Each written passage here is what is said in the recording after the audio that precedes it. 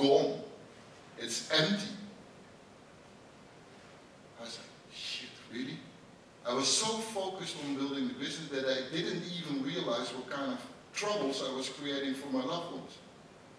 Then I went for my old traveling bags, and I found, because when I was working for the international companies, I was in Japan, I was in Hong Kong, US, all over the place all the time. So I had these wallets where I was collecting cash. I was searching for these wallets, took the last brief paper, went to Eindhoven airport, put it on the counter and said, give me yours.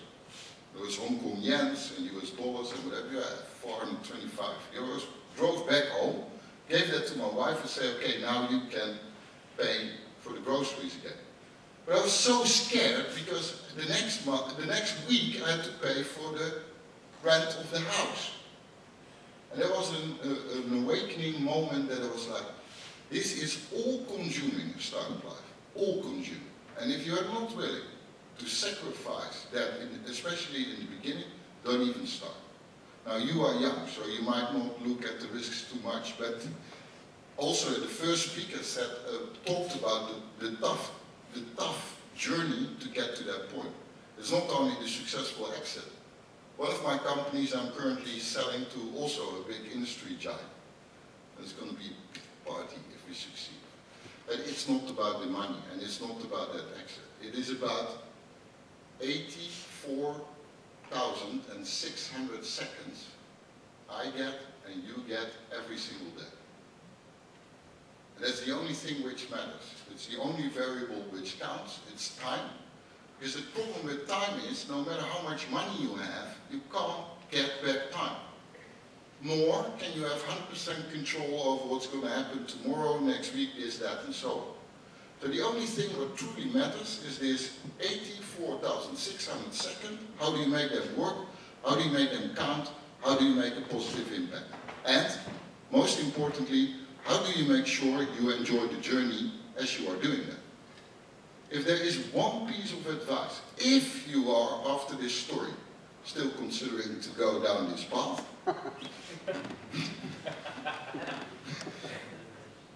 team, team, team. The only system, you need to do your MVP and your A/B testing and all that kind of stuff, you know, lean startup methodology, yes or no in accelerator incubator. I mean, team. The only sustainable differentiator between you and a competitor, now and in the future, is your team. Because if you are successful, your business model will be copied, your supply chain model might be copied, your product might be copied, and they say, yeah, I have patents. Well, guess what? With patents, you can work around patents, and that's pretty simple as well. The only thing which cannot be copied is you and your team. And the team is going to be strong when times are tough. If you're flying and high-fiving, easy to celebrate.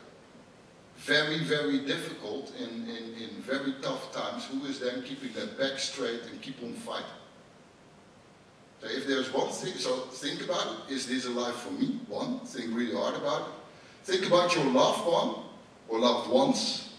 Are they willing to support you in this crazy, insane roller coaster?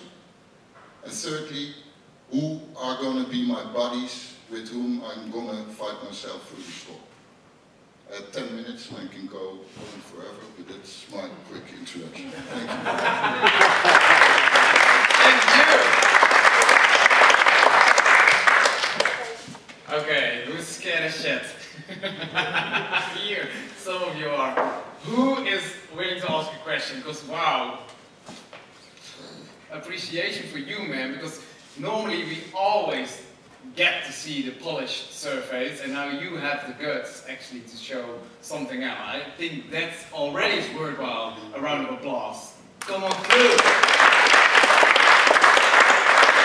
Maybe what you said, having such a small number of people, it makes it easier to talk about these stuff. Who has a question? Gaby, yeah. Go ahead. I have a question for Steven. Can you find yourself in the story of Guus? I don't have kids, but apart from that, yes. Yes? Okay. Yeah. It is like eating glass, he said to me as well. But I heard sometimes before from all other startup entrepreneurs that you actually have to like that and have to love it. Same as Elon Musk, his whole system is wired to be in that war zone because otherwise he's not functioning. So if you would read the book of Elon Musk, do you have the same yourself? Because you come across as this very innocent electrical engineering student, but then behind that polished surface there's this wild beast who's willing to eat glass. Or not? Well, actually, yes. It's kind of like, it feels like an addiction, because when I sometimes go on holiday or sometimes I take a weekend off, and then I always fall asleep. And when I don't have that adrenaline rushing through your body when you're closing deals or making calls you should not make or anything like that, you feel that adrenaline. And if this startup life is worth something, is that for you, then if you don't have that adrenaline rushing, then I'll always fall asleep. When I have a girlfriend, and when we have a night together, she says, well, now you need to stop working because I need to see you sometimes too. Then we sit on the couch and within 5 minutes, gone. Oh, that's the light version. I mean,